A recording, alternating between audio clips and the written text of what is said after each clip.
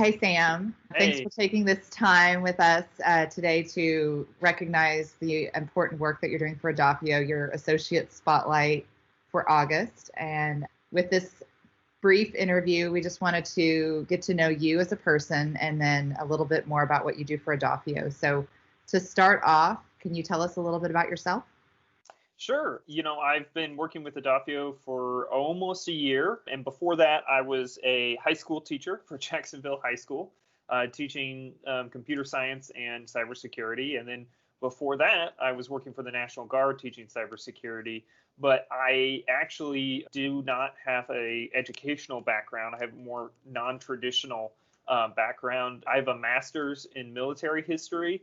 And in another life, I actually worked for a military headgear museum, helmets and caps and uniforms and all sorts of stuff for 3 years, actually, before we lost funding and the museum was closed. After that, transitioned into this cybersecurity career. I have a wife and a newly 2-year-old son, just turned 2 in July, 2 cats and 2 dogs, and we're actually all in a little bit of stress because we're getting ready to move up to Centerton near Bentonville. Decided to take some of this COVID housing rush, sell our house here and move up there.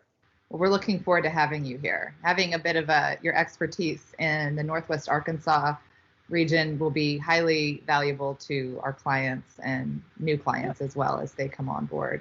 As a child and growing up, what drew you to this profession? Is there anything that stands out that you could share with us on cybersecurity and your desire to be in this field? I think for me, it's always been about collaboration and working on puzzles. As somebody who has been a teacher for a lot of my career, whether it be, teaching history, teaching about these different artifacts I worked with, or teaching cybersecurity, it's always been about how do we figure out how best to do something and then communicate that to everyone so we're all on the same page. So it's really about figuring out, what are the best security controls and then getting everyone on the same page to understand why that security is necessary and how to work with that security. And since we're on the subject of cybersecurity, do you feel that we're starting to see more people focus and see that as a top priority on their list for 2020 and 2021 to Oh, implement? yeah, absolutely. I think so. I think this pandemic, if anything, has shown a lot of companies where they have gaps in their cybersecurity or why they think cybersecurity is necessary. With everyone working remotely, having a lot more issues and a lot more risk and threats that are out there, not just from people, working at home and being in non-regulated environments, if you will. There was a 200% increase in phishing in June from last year. Yeah, we're just seeing a huge amount of attacks happening as people who have skills but maybe lost a job decide maybe they'll do something else that's a little bit not on the good side. I think that as we go in even past 2021, cybersecurity is just going to become a necessity. It's going to become like having an HR department. You're just going to have it. Speaking of the whole pandemic, is there anything that you could share, self-reflection or personal discovery during this time? Yeah, it's really taught me to rely on my team, both for work stuff, but also just like for emotional support. Being able to have a team that can work together and, frank conversations is really nice. It makes you feel like you're not just isolated in a room all day, listening to your toddler run up and down the hallway. You're in a space that is alive and, you No, get but what I'm saying. alive and thrive is what I like to call Yes. it. We at Adopio do definitely love to stay in constant contact with each other, and that communication is key to staying, even if it is done virtually. Really made me think that I can't do this alone, right? There's nothing I can do that I can't, reach out for to get a little extra help every now and then. Through this COVID and quarantine is that we value connection more than we probably ever have, and that what we've taken for granted for so many years prior to this, because we never could really foresee this happen. Now that here we are, it's connection with our fellow humans is definitely more appreciated than it ever has been. Absolutely. So on to some other questions. If you had one message to share with the world, what would it be? So this is going to sound a little ridiculous, but I listen to this comedy podcast called My Brother and Me. And one things that they have put out that's become one of their mantras is what they call the Midnight Amendments. And they're what everyone should live by. And it's really simple. Number one is be cool.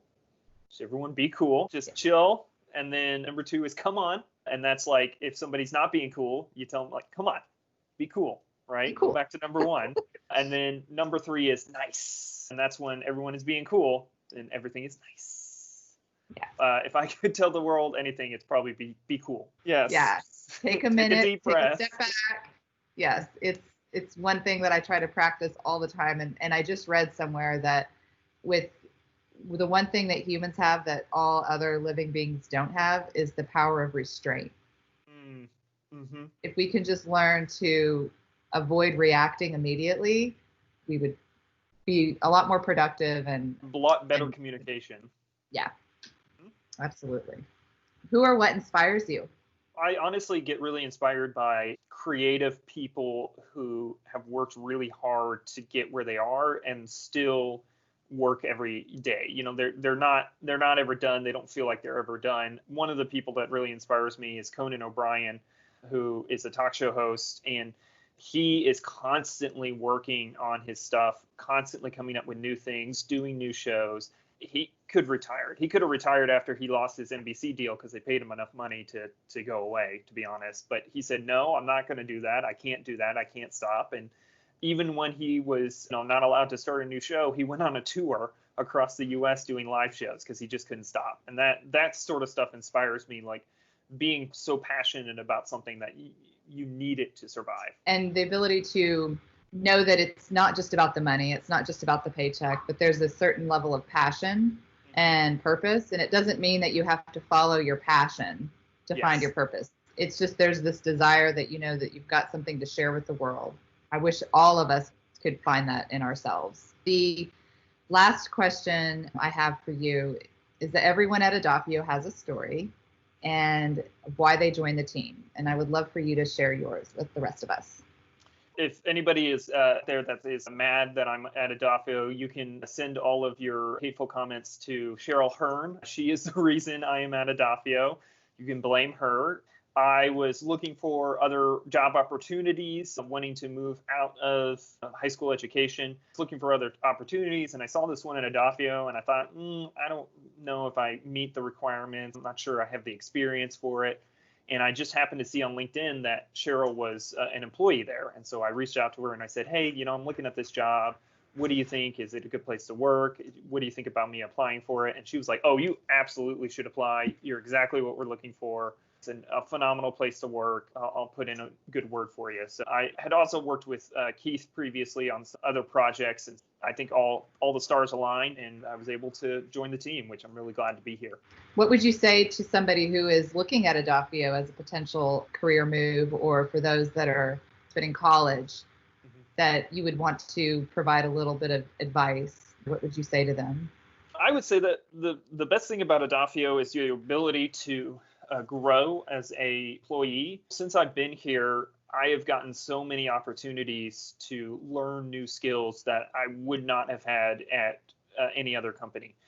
It's really about wanting, what do you want to do, as much as it is, here's what you have to do. You're not hindered by a job description. If that really gives you the opportunity to try out things and see if you like them or not. And honestly, I just had a conversation with my boss where she asked me, where do you see yourself?